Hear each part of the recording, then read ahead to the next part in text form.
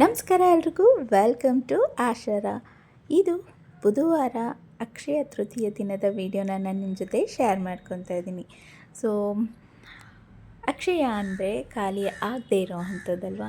So ಎಲ್ಲರ ಜೀವನದಲ್ಲೂ ಸುಖ, ಸಂತೋಷ, ನೆಮ್ಮದಿ ಅನ್ನೋದು ಖಾಲಿ ಆಗದೇ ಇರಲಿ, ಸಂಪತ್ತು ಅನ್ನೋದು ತುಂಬಿ ತುಳುಕ್ಲಿ ಅಂತ ಕೇಳ್ಕೊತಾ ಇವತ್ತಿನ ವಿಡಿಯೋನ ಶುರು ಮಾಡ್ತಾಯಿದ್ದೀನಿ.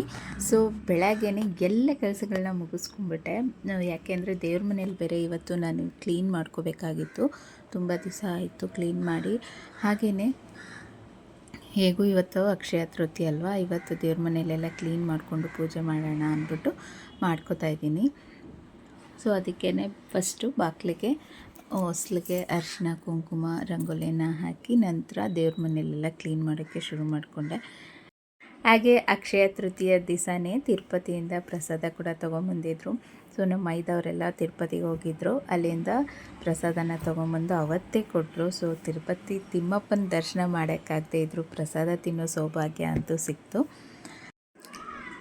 ದೇವ್ರ ಸಾಮಾನು ಕೂಡ ಎಲ್ಲ ಅಚ್ಚುಕಟ್ಟಾಗಿ ತೊಳೆದಿಟ್ಕೊಂಡೆ. ಈಗ ದೇವ್ರ ಮನೇನೂ ನೀಟಾಗೆಲ್ಲ ಶುಭ್ರ ಮಾಡಿ ಫೋಟೋ ಎಲ್ಲ ಹೊರಿಸ್ಕೊಂಡು ಎಲ್ಲ ಫೋಟೋಗಳಿಗೂ ಕುಂಕುಮ ಎಲ್ಲ ಇಟ್ಟು ಪೂಜೆಗೆ ರೆಡಿ ಮಾಡ್ಕೋತಾ ಇದ್ದೀನಿ. ಇವತ್ತು ಅಕ್ಷಯ ತೃತೀಯ ಅಲ್ವಾ, ನಮ್ಮ ಕೈಲಿ ಏನು ಸಾಧ್ಯ ಆಗುತ್ತೋ ಅದನ್ನು ತೊಗೊಂಬರ್ಬೇಕು ಅಂತ ಹೇಳ್ತಾರೆ. ಅನುಕೂಲ ಇರೋರು ಚಿನ್ನ, ಬೆಳ್ಳಿ ಒಡವೆಗಳನ್ನ ತೊಗೋತಾರೆ. ಸೊ ದವಸ ಧಾನ್ಯ, ಉಪ್ಪನ್ನು ತೊಗೊಂಬರ್ತೀವಿ. ಸೊ ನಾನಿಲ್ಲಿ ಹೊಸದಾಗಿ ಉಪ್ಪು ಪ್ಯಾಕೆಟನ್ನು ತೊಗೊಂಬಂದಿದ್ದೆ, ಕಲ್ಲುಪ್ಪು. ಸೊ ಅದನ್ನೇ ಇಟ್ಟು ಪೂಜೆನ ಮಾಡ್ಕೋತಾ ಇದ್ದೀನಿ. ಮೊದಲಿಗೆ ಇಲ್ಲಿ ನಾನು ಬಾಳೆ ಎಲೆ ಮೇಲೆ ಚಿಕ್ಕದಾಗಿ ಒಂದು ರಂಗೋಲಿನ ಹಾಕಿ ಅದ್ರ ಮೇಲೆ ಒಂದು ಬಟ್ಲನ್ನು ಇಟ್ಟು ಅದರ ತುಂಬ ಕಲ್ಲುಪ್ಪನ್ನು ಹಾಕೋತಾ ಇದ್ದೀನಿ.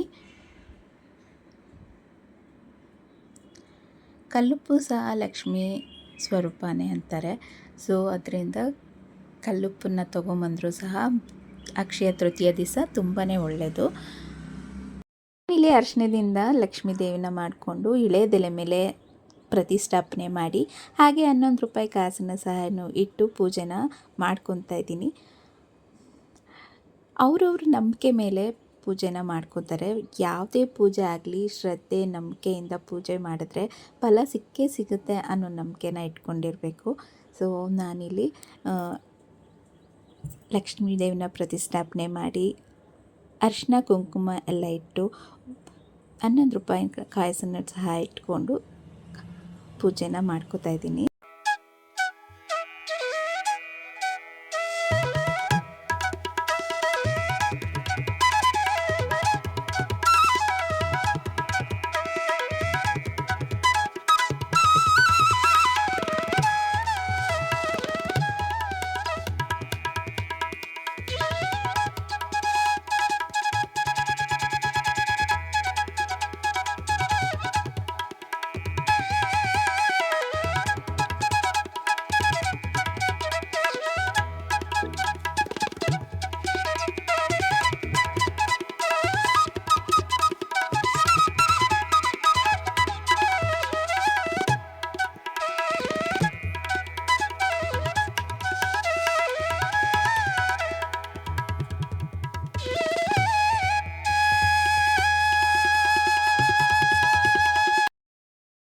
ಸೊ ಪೂಜೆ ಎಲ್ಲ ಮುಗಿಸ್ಕೊಂಡೆ.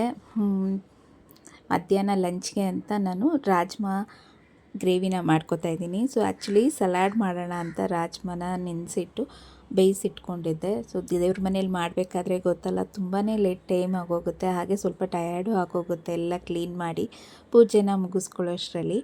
ಸೊ ಅದಕ್ಕೆ ಬೇಗ ಆಗೋಗುತ್ತೆ ಅಂದ್ಬಿಟ್ಟು ಅದನ್ನೇ ಗ್ರೇವಿ ಥರ ಮಾಡಿಕೊಂಡು ಅನ್ನ ಮಾಡ್ಕೊಳ್ಳೋಣ ಅಂತ ನಾನಿಲ್ಲಿ ಮಾಡ್ಕೋತಾ ಇದ್ದೀನಿ.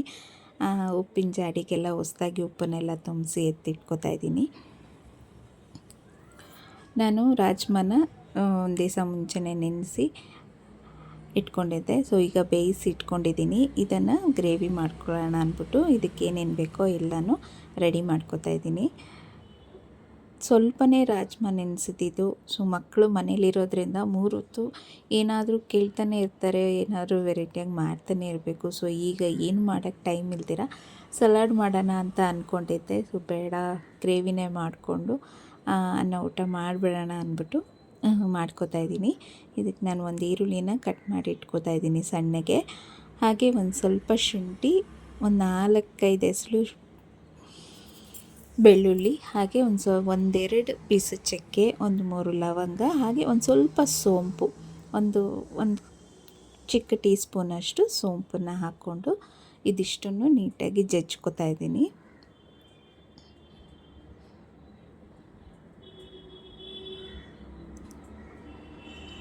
ಈಗ ಒಂದು ಬಾಣಲಿಗೆ ಸ್ವಲ್ಪ ಎಣ್ಣೆನ ಹಾಕ್ಕೊಂಡು ಎಣ್ಣೆ ಕಾದ್ಮೇಲೆ ಒಂದು 1/4 ಟೀ ಸ್ಪೂನಷ್ಟು ಜೀರಿಗೆನ ಹಾಕ್ಕೋತಾ ಇದ್ದೀನಿ. ಜೀರಿಗೆ ಒಂದು ಸ್ವಲ್ಪ ಚಿಟ್ಪಟ ಅಂತ ಇದ್ದಾಗೇ ನಾವು ಜಜ್ಜಿಟ್ಕೊಂಡಿದ್ವಲ್ಲ ಶುಂಠಿ, ಬೆಳ್ಳುಳ್ಳಿ, ಚಕ್ಕೆ, ಲವಂಗ ಪೇಸ್ಟನ್ನು ಹಾಕ್ಕೊಂಡು ಒಂದು ಸ್ವಲ್ಪ ಫ್ರೈ ಮಾಡ್ಕೊಬೇಕು. ನಂತರ ಇದಕ್ಕೆ ಕಟ್ ಮಾಡಿ ಇಟ್ಕೊಂಡಿರೋ ಈರುಳ್ಳಿನ ಹಾಕೋತಾ ಇದ್ದೀನಿ. ಇದಿಷ್ಟನ್ನು ಈರುಳ್ಳಿ ಎಲ್ಲ ಒಂದು ಸ್ವಲ್ಪ ಟ್ರಾನ್ಸ್ಪರೆಂಟ್ ಆಗಬೇಕು, ಅಲ್ಲಿವರೆಗೂ ಫ್ರೈ ಮಾಡಿಕೊಂಡು ನಂತರ ಇದಕ್ಕೆ ಸಣ್ಣದಾಗಿ ಕಟ್ ಮಾಡ್ಕೊಂಡಿರೋ ಟೊಮೆಟೊನ ಹಾಕೋತಾ ಇದ್ದೀನಿ. ನೀವು ಬೇಕಾದರೆ ಟೊಮೆಟೊ ಕ್ಯೂರಿ ಬೇಕಾದರೂ ಹಾಕ್ಕೋಬೋದು, ಇಲ್ಲ ಈ ಥರ ಚಾಪರಲ್ಲಿ ಸಣ್ಣಗೆ ಚಾಪ್ ಮಾಡ್ಕೊಂಡು ಕೂಡ ಹಾಕ್ಕೋಬೋದು. ಟೊಮೆಟೊ ಎಲ್ಲ ಸ್ವಲ್ಪ ಬೇಯಬೇಕು, ಅಲ್ಲಿವರೆಗೂ ಚೆನ್ನಾಗಿ ಫ್ರೈ ಮಾಡಿಕೊಂಡು ಈಗ ಇದಕ್ಕೆ ನಾನು ಮಸಾಲೆಗಳನ್ನ ಹಾಕೋತಾ ಇದ್ದೀನಿ. ಧನಿಯಾ ಪುಡಿ, ಖಾರದ ಪುಡಿ, ಅರಿಶಿನ ಪುಡಿ, ಹಾಗೆ ಸ್ವಲ್ಪ ಗರಂ ಮಸಾಲ ಇದಿಷ್ಟನ್ನು ಹಾಕ್ಕೊಂಡು ಮಿಕ್ಸ್ ಮಾಡ್ಕೋತಾ ಇದ್ದೀನಿ. ತುಂಬಾ ಸಿಂಪಲ್ಲು, ಬೇಗನೆ ಆಗೋಗುತ್ತೆ. ತಕ್ಷಣಕ್ಕೆ ಏನಾದರೂ ಒಂದು ಮಾಡ್ಕೋಬೇಕಪ್ಪ ರೆಸಿಪಿ ಅಂದಾಗ ನೆನೆಸಿ ಬೇಯಿಸೋದಷ್ಟೇ ಕಷ್ಟ ಅನಿಸುತ್ತೆ, ಬಟ್ ಗ್ರೇವಿ ಮಾತ್ರ ತುಂಬಾ ಬೇಗ ಆಗೋಗುತ್ತೆ.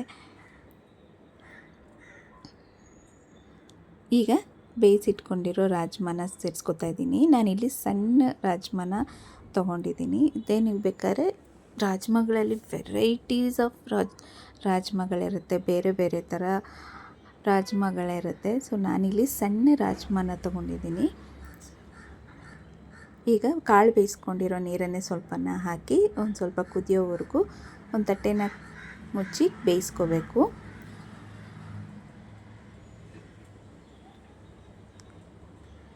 ಇದನ್ನು ಹೊಂದ್ಕೋಬೇಕು ಮಸಾಲೆ ಎಲ್ಲ. ಸೊ ಇನ್ನೊಂದು ಸ್ವಲ್ಪ ಕುದಿಸ್ಕೊತಾ ಇದ್ದೀನಿ.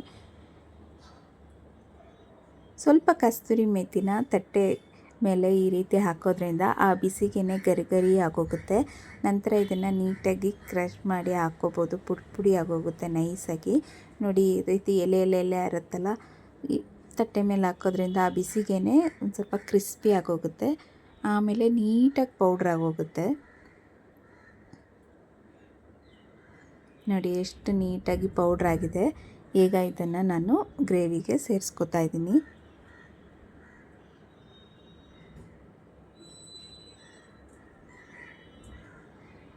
ಸೊ ಇದನ್ನೆಲ್ಲ ಮಿಕ್ಸ್ ಮಾಡಿಕೊಂಡು ಕೊನೆಯಲ್ಲಿ ಸ್ವಲ್ಪ ಕೊತ್ತಂಬರಿ ಸೊಪ್ಪನ್ನು ಹಾಕಿ ಮಿಕ್ಸ್ ಮಾಡಿಕೊಂಡ್ರೆ ಸೊ ರಾಜ್ಮಾ ರೆಡಿಯಾಗಿ ಹೋಗುತ್ತೆ, ರಾಜ್ಮಾ ಗ್ರೇವಿ.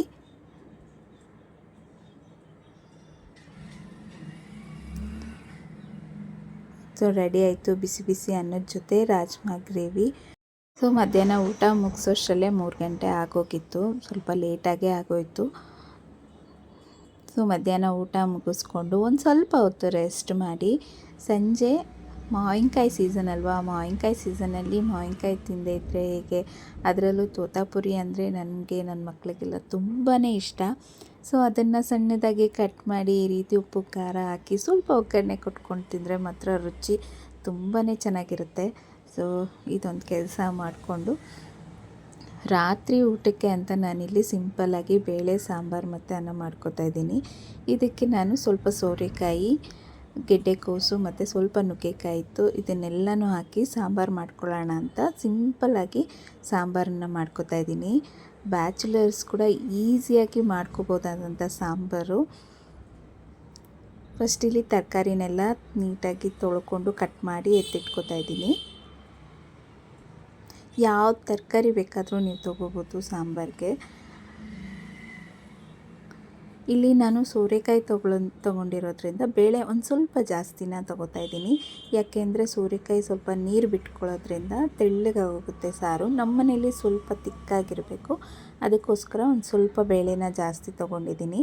ತೊಗರಿ ಬೇಳೆನ ನೀಟಾಗಿ ತೊಳ್ಕೊಂಡು ಕುಕ್ಕರಲ್ಲಿ ಹಾಕಿ ಅದಕ್ಕೆ ಕಟ್ ಮಾಡಿ ಇಟ್ಕೊಂಡಿರೋ ತರಕಾರಿಗಳನ್ನೆಲ್ಲ ಹಾಕ್ಕೊಂಡು ಒಂದು 2 ಟೊಮೆಟೊನ ಸೇರಿಸ್ಕೊಂಡು ಒಂದು ಈರುಳ್ಳಿನ ಈ ರೀತಿ ಸಣ್ಣದಾಗಿ ಕಟ್ ಮಾಡಿ ಸೇರಿಸ್ಕೊಂಡಿದ್ದೀನಿ. ಈಗ ಇದಕ್ಕೆ ಒಂದು ಸ್ವಲ್ಪ ಅರಿಶಿನ ಪುಡಿನ ಹಾಕಿ ಒಂದು ಸ್ವಲ್ಪ ಅಡುಗೆ ಎಣ್ಣೆನ ಒಂದು ಅರ್ಧ ಟೀ ಸ್ಪೂನಷ್ಟು ಅಡುಗೆ ಎಣ್ಣೆನ ಹಾಕ್ಕೊಂಡು ಕುಕ್ಕರ್ ಲಿಡ್ನ ಕ್ಲೋಸ್ ಮಾಡಿ 1 ವಿಷಿಲ್ ಆಗೋಷ್ಟು ಕೂಗಿಸ್ಕೊತಾ ಇದ್ದೀನಿ. ಸಿಹಿ ನೀರಿದ್ದರೆ, ಕಾವೇರಿ ನೀರು ಸಿಹಿ ನೀರಿದ್ದರೆ ಒಂದೇ ಒಂದು ವಿಷಲ್ ಸಾಕು, ಕರೆಕ್ಟಾಗಿ ಬೆಂದ್ಕೊಳ್ಳುತ್ತೆ. ಅಕಸ್ಮಾತ್ ಮಿಕ್ಸ್ ಅಥವಾ ಉಪ್ಪು ನೀರೇನಾದರೂ ಹಾಕಿದರೆ 1-2-3 ವಿಷಲ್ನ ಕೂಗಿಸ್ಕೋಬೇಕಾಗತ್ತೆ ಬೇಳೆ ಸಾರಿಗೆ. ಸೊ ಇಲ್ಲ ಬೆಂದಿದೆ ಬೇಳೆ, ಒಂದೇ ವಿಷಲ್ಲೇ ಕೂಗಿಸಿದ್ದು. ಸೊ ಬೆಂದೋಗಿದೆ ಬೇಳೆ. ಈಗ ಟೊಮೆಟೊನ ಮಾತ್ರ ನಾನು ಸಪ್ರೇಟಾಗಿ ತಗೊಂಡು ಇದನ್ನೊಂದು ಸ್ವಲ್ಪ ಸ್ನ್ಯಾಶ್ ಮಾಡಿಕೊಂಡು ಇದಕ್ಕೇ ಸಾಂಬಾರು ಪುಡಿನ ಹಾಕಿ ಸ್ನ್ಯಾಶ್ ಮಾಡ್ಕೊತೀನಿ.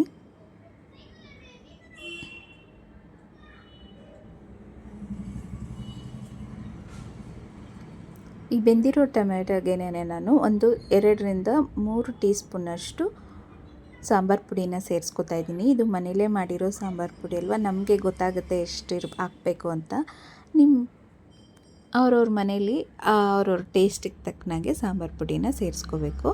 ಈಗ ಇದಕ್ಕೆ ಒಂದು ಸ್ವಲ್ಪ ಅರಿಶಿನ ಪುಡಿನ ಹಾಕಿ ನೀಟಾಗಿ ಸ್ನ್ಯಾಶ್ ಮಾಡ್ಕೋತಾ ಇದ್ದೀನಿ. ಟೊಮೆಟೊ ಜೊತೆ ಸಾಂಬಾರು ಪುಡಿನ ಹಾಕಿ ಮಿಕ್ಸ್ ಮಾಡ್ಕೊಳ್ಳೋದ್ರಿಂದ ಟೊಮೆಟೊನೂ ಕೂಡ ನೈಸಾಗಿ ಸ್ನ್ಯಾಶ್ ಆಗುತ್ತೆ, ಸಾಂಬಾರು ಪುಡಿ ಕೂಡ ಗಂಟಾಗೋದಿಲ್ಲ, ನೀಟಾಗಿ ಮಿಕ್ಸ್ ಆಗುತ್ತೆ.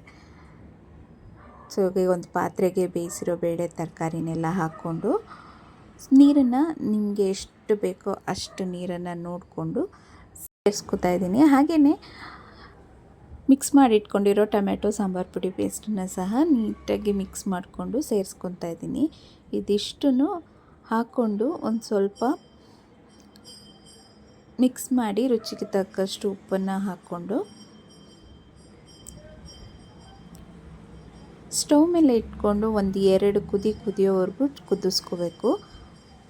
ಈ ಸಾಂಬಾರನ್ನ ತುಂಬ ಹೊತ್ತು ಕುದಿಸೋ ಅಗತ್ಯ ಇಲ್ಲ, ಯಾಕೆಂದರೆ ನಾವಿಲ್ಲಿ ತೆಂಗಿನಕಾಯಿ ಆಗಲಿ ಬೇರೆ ಹಸಿ ಮಸಾಲೆ ಆಗಲಿ ಏನೂ ಹಾಕಿಲ್ಲ, ಬರೀ ಸಾಂಬಾರು ಪುಡಿ ಅಷ್ಟೇ ಹಾಕಿರೋದ್ರಿಂದ 1-2 ಕುದಿಸಿದ್ರೆ ಸಾಕು.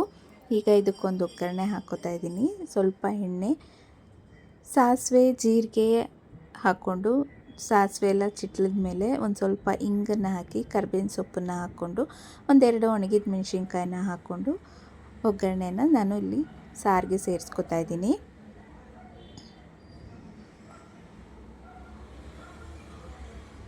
ಯಾವುದೇ ಬೇಳೆ ಸಾರಿಗೆ ಆಗಲಿ ಕಾಳು ಸಾರಿಗೆ ಆಗಲಿ ಇಂಗಿನ ಒಗ್ಗರಣೆ ಕೊಟ್ಕೊಂಡ್ರೆ ಅದರ ಟೇಸ್ಟು ಆ ಘಮನೇ ಅಷ್ಟೇ ತುಂಬಾ ಚೆನ್ನಾಗಿರುತ್ತೆ.